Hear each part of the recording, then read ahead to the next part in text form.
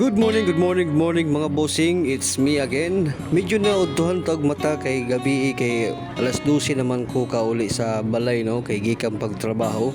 So karon lay mga bossing kay atong lantaw ng atong mga alaga sa luyo kay murag kagubaon na jud ang mga kurungan nila. Usa sa atong mga purpose kanon ni palit og floor mat mga bossing no kay ako lagi ni silang gamaan og palibag-ong kurungan kay naluoy na kulantaw sa atong mga alaga no.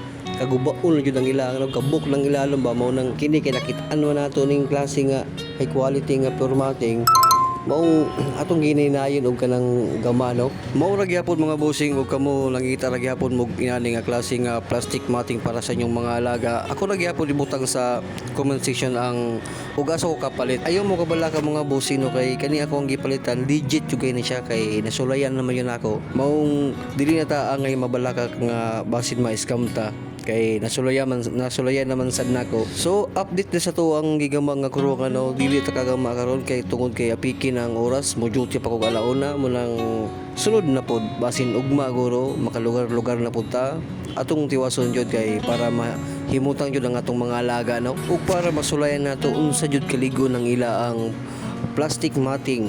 More to mga bossing, salamat kayo sa inyong pagsuporta ug hinaot ko nga you know